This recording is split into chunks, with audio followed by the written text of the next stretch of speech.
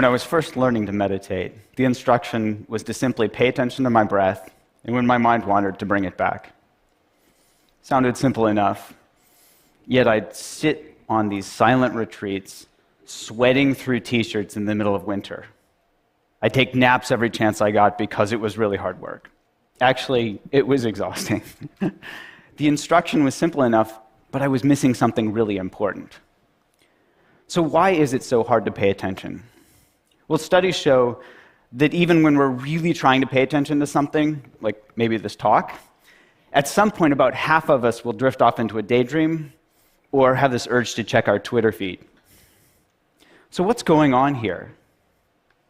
It turns out that we're fighting one of the most evolutionarily conserved learning processes currently known in science, one that's conserved back to the most basic nervous systems known to man. This reward-based learning process is called positive and negative reinforcement, and basically goes like this. We see some food that looks good. Our brain says, calories, survival. We eat the food, we taste it, it tastes good. And especially with sugar, our body sends a signal to our brain that says, remember what you're eating and where you found it. We lay down this context-dependent memory and learn to repeat the process next time. See food, eat food, feel good, repeat. Trigger, behavior, reward. Well, after a while, our creative brains say, you know what? You can use this for more than just remembering where food is. Next time you feel bad, why don't you try eating something good so you'll feel better? We thank our brains for the great idea, try this, and quickly learn that if we eat chocolate or ice cream when we're mad or sad, we feel better. Same process, just a different trigger. Instead of this hunger signal coming from our stomach, this emotional signal, feeling sad, triggers that urge to eat. Maybe in our teenage years, we were a nerd at school, and we see those rebel kids outside smoking, we think, hey, I want to be cool, so we start smoking. The Marlboro Man wasn't a dork, and that was no accident. See cool, smoke to be cool, feel good. Repeat. Trigger, behavior, reward. And each time we do this, we learn to repeat the process, and it becomes a habit. So later, feeling stressed out triggers that urge to smoke a cigarette or to eat something sweet. Now with these same brain processes, we've gone from learning to survive to literally killing ourselves with these habits. Obesity and smoking are among the leading preventable causes of morbidity and mortality in the world. So back to my breath. What if instead of fighting our brains or trying to force ourselves to pay attention, we instead tapped into this natural reward-based learning process, but added a twist? What if instead we just got really curious about what was happening in our momentary experience? I'll give you an example.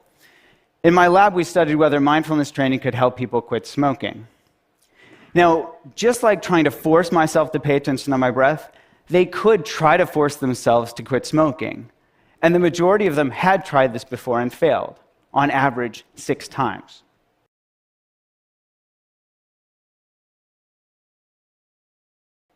Now, with mindfulness training, we dropped the bit about forcing and instead focused on being curious.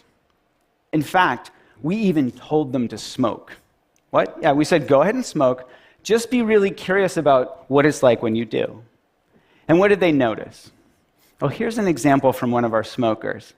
She said, mindful smoking smells like stinky cheese and tastes like chemicals. Yuck. Now, she knew cognitively that smoking was bad for her. That's why she joined our program. What she discovered just by being curiously aware when she smoked was that smoking tastes like shit. Now, she moved from knowledge to wisdom. She moved from knowing in her head that smoking was bad for her to knowing it in her bones. And this spell of smoking was broken. She started to become disenchanted with her behavior. Now, the prefrontal cortex, that youngest part of our brain from an evolutionary perspective, it understands on an intellectual level that we shouldn't smoke. And it tries its hardest to help us change our behavior, to help us stop smoking, to help us stop eating that second, that third, that fourth cookie. We call this cognitive control. We're using cognition to control our behavior. Unfortunately, this is also the first part of our brain that goes offline when we get stressed out, which isn't that helpful. Now, we can all relate to this in our own experience. We're much more likely to do things like yell at our spouse or kids when we're stressed out or tired, even though we know it's not going to be helpful. We just can't help ourselves. A simple way to break a bad habit. When I was first learning to meditate, the introduction was to simply pay attention to my breath, and when my mind wanders to bring it back. Sounds simple now, yet I did sit on that silent region, sweating tall, share in the meaning of VIDIO. I did take naps every chance I got because I was really hard work. Easily, it was increasing. The introduction was simple enough, but I was missing something really important. So why is it so hard to pay attention? Well, students thought that even when we really trying to pay attention to something, like maybe this thought at some point about how others will dream up to into daydream, or have this good to cake or Twitter feed. So what's going on the heart? This reward basic learning process entails positive and negative reinforcement and basically goes like this. We see some food that look good. Our brain say tolerance, survival, we eat the food we did eat. It is good, and especially with sugar, and birds send a signal to brain that say, remember what you're eating and where you found it. We lie down this, connect dividend memory and learning to repeat the process next time. Seafood and food feel good, repeat together and reward. Simple, right? Well, after a while, our creative brain says, you know what? You can use this for more than just remembering where food is. Next time you feel bad, why don't you try eating something good so you feel better? We thank our brain for that great idea. Try this and quickly learn that if we eat a chocolate or ice cream when we were mad or sad, we feel better. Same process, just a different triggers. Instead of this hunger signal coming from our stomach, and this emotional signal, feeling sad, triggers then urge to eat. Maybe in our teenage years we were nerds at school and we see those rebels kids outside smoking and we think, hey, I want to be cool. Then we start smoking. The Marlboro man was in the dark and that was no accident. See cool, smoke to be cool, feel good, repeat. Triggers, behavior, and reward. And each time we do this, we learn to repeat the process and it's become a habit. So later, feeling stressed out triggers then urge to smoke cigarette or eat something sweet. Now, with this same brain process, we've gone from learning to survive to literally killing ourselves with this habit. Obesity and smoking are among the lead preventable causes of morbidity and mortality in the world. So back to my point.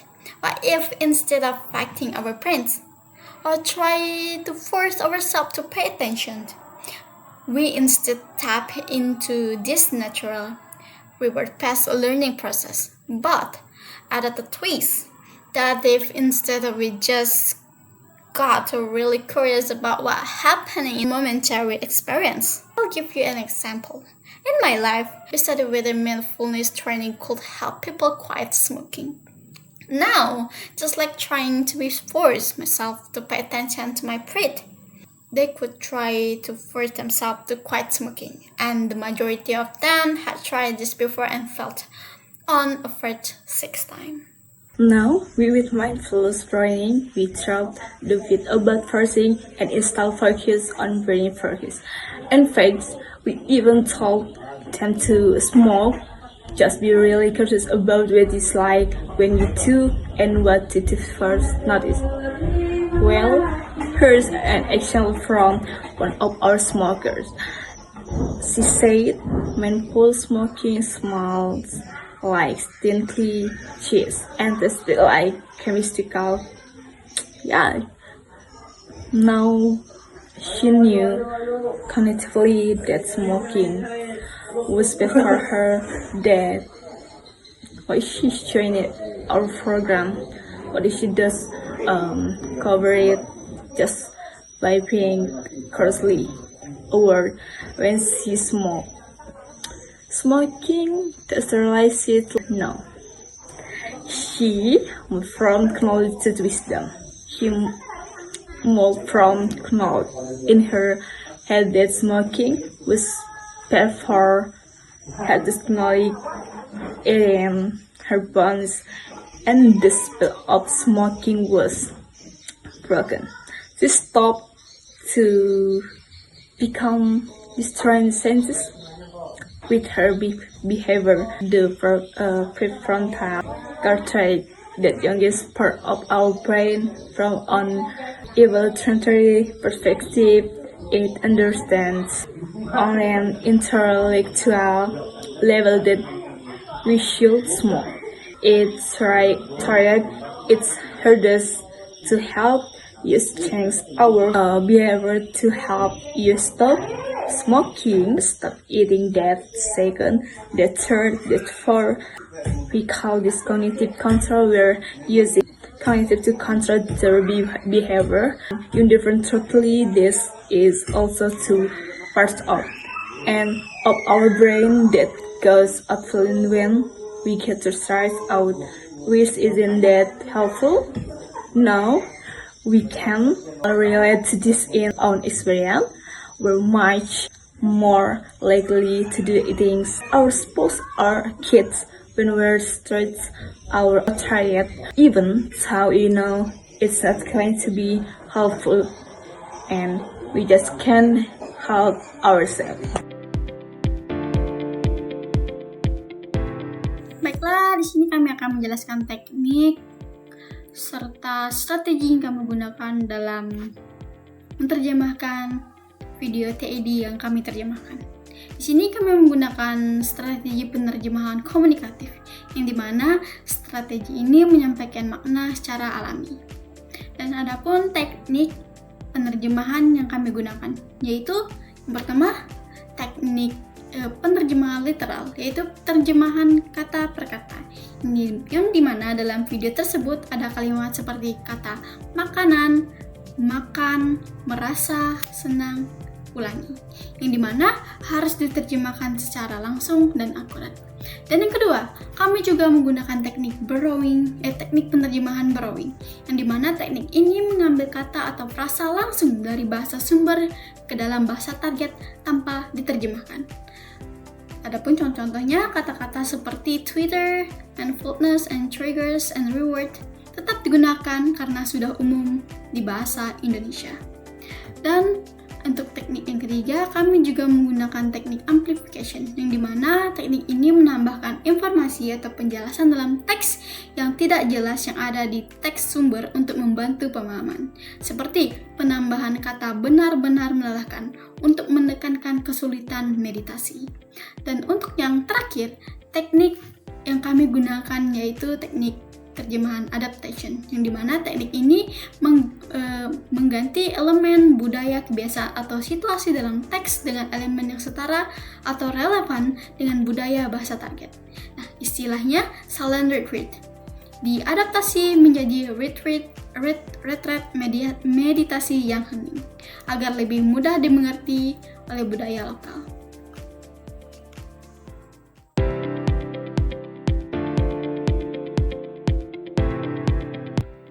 Dan adapun tantangan yang kami hadapi dalam proses penerjemahan video TED yang sedang kami terjemahkan, yang dimana tantangan yang kami temui adanya istilah sains atau psikologi, seperti banyaknya istilah seperti positive and negative reinforcement atau cognitive control yang perlu dipertimbangkan apakah diterjemahkan atau dipinjam.